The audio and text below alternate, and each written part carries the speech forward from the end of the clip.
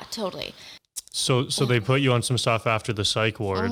What was it like in there? Like, how long were you in there for the first time? Because I remember, well, for me, that was like the thing I was scared of the most. Every time I thought I was going fucking insane, I was so scared to go to the doctor because I'm like, they're going to put me in this fucking place. I'm never going to leave. And I thought like, I was just so scared of like getting locked in there for the rest of my life or something. I don't know. I was like, what if they even if I'm not crazy, what if they think I am and they put me in there and like, I don't even fucking know. I would just get so freaked out about it. It was kind of like the movies in a sense. Like there, I don't know, like there was people like schizophrenic people that were like kind of screaming in the hallways that would have to be put in those rooms with like just pads around the whatever. And I felt like, oh, like I would never say this now, but I was like, oh, I'm not crazy. Like maybe I shouldn't be here. But like, you know, what I was going through was still a mental illness and I still need help and it was different, but it was weird. Like they wake you up at like 7 a.m. then everyone has breakfast together in this one room. And I was like, I don't want to go like just sit there and just, I don't know, like talk to other people. And we're all going through some shit right now. Like nobody really wants to be here. Yeah. And like, I don't want to have breakfast with everyone. I don't know. It was just weird. And then you have like different classes, like they would do like a yoga class or they would just like talk about different things. I don't know. And you would have like counseling and stuff. So it's almost like a high school. Yeah, I guess. Yeah. Or like college almost. Yeah, and but it's weird. There's like different levels, and the first level is like you have to wear like a gown, not a gown, like a medical thing. Yeah, like you would if you're like getting treated in the ER or whatever. And I hated that. I felt like I was in prison, you know, walking around in this like uniform, and I was like, I don't feel myself. This is making me feel even more crazy. Yeah. And then, but after like a couple days, if you're doing well, then they'll like up you so that you can wear your own clothes, but you're not allowed phones in there. You're not allowed cords, like phone chargers or like belts. Nothing. Yeah, no shoelaces because they have like TVs or anything, or you just kind of chill and read. Yeah, they have like a TV in one room or whatever, and but it's like communal. Yeah. So how long were you in there for the first time? I think the first time I was in there about a week.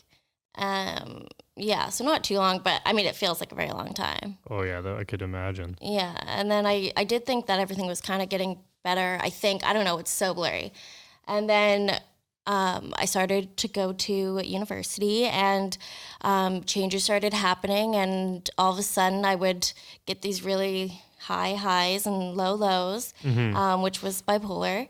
And how long would they last for? Like, say you were like high, would it be for like 10 minutes or like 10 hours or different every time? Kind of different, but mostly like at 10 hours or just like days even where like... It'd be really good for like days and then you'd be like... Pfft. Yeah. And there's like hypomania and mania. And mania is the more intense one where like you see in movies or whatever where people like think they can fly or whatever. Like they'll like jump off a building or something because they think they can fly. Like that's like a intense mania. And then there's hypomania, which is more like just irritable, restless, like you talking all the time, like you'll like clean your room. Like there's good parts about it. I like looking back and I was like, I enjoyed that because that's when I got shit done. But it was also times when I would make really bad decisions. You don't think of consequences, so you'll spend a lot of money. You'll, message people random stuff that you like. The next day, you're like, why did I do that? But even like you're not like influenced by alcohol or anything. It's just like right, yeah. So I mean, sometimes I would be like hypomania episodes, and I would get drunk, and then like that was not a good mix either. Even worse. I would definitely like hook up with someone without that I wouldn't normally. Yeah. Or make bad decisions. I would, take drugs if somebody offered them, or I would, anything that was like, it was like, kind of like I was like anything that would give me dopamine or whatever. I was just like wanted it more. Yeah. So lots of like 3 a.m. like I would be having this like hypomania feeling, which I didn't know was that at the time. I thought I was just like getting shit done and happy, and I would like go to the store and buy bleach, like hair bleach, and just dye my hair. So it would like affect your sleep and stuff too? Yeah, a lot of it's like insomnia, like you don't just be sitting there for like 2 days straight doing crazy shit. Yeah, exactly. So another thing was like I would break up with my boyfriend at the time. I put him through so much shit, like relationships when you deal with bipolar is really difficult for both people.